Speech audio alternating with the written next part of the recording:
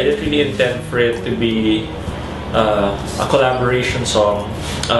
But then I woke up one morning and just decided to, like work with a collaboration idea, mixing different genres into one song, into one sound. Nilapitan ako ni Champ.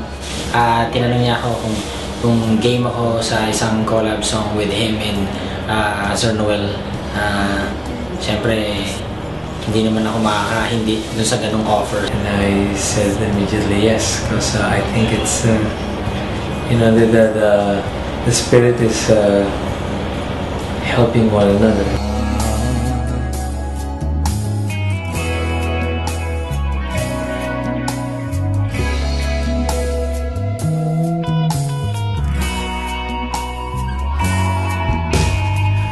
Mga tupang na ulila, ano kayang mapapala? Dumating naman ako, nandun din si Sir Noel, tapos na-record na namin. So I'm very happy naman ako dun sa kinalabasan ng kanta. The song is nice. I like it, and he has imagined of what he wanted to do with the song, with what he wrote. And having Glock 9 also part of the song is really a great experience. Mga kwento,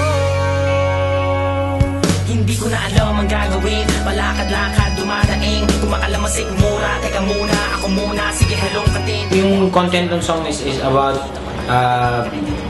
mga kwento sa buhay ng tao, na yung lumabas sa lyrics ko sa rap part, binase ko dun sa bridge ni Champ na di alam kung saan patungo ang unang line. So naisip ko gumawa ng isang rap talking about street children. We want people to have an open mind when they hear the song. We just want them to be aware that sometimes we get distracted with real issues because of so many things we do in our lives. But at the end of the day, we all have a social responsibility, and I think this song really addresses that problem. I want people to realize, to see also what's happening around us, and it is not something that they should just neglect. It's something actually. It's a challenge actually to the people who are going to listen to the music. kayang mapapala, pinabayaan, pinagtabuyan, paano sila? When I was working on Synergy, the goal was just to really synergize all these talents into one sound, into one direction.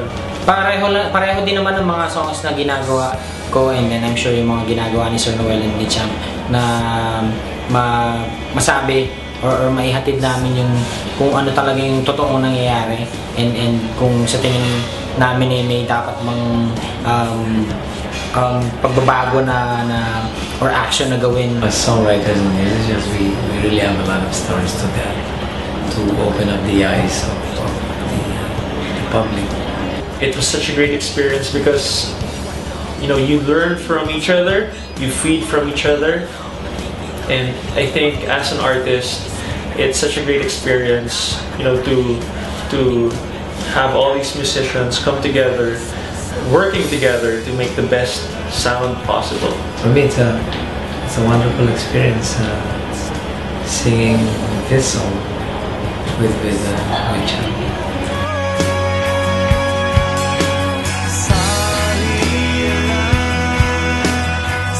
Ako po si Glock 9, kasama po ako sa bagong single ni Champ.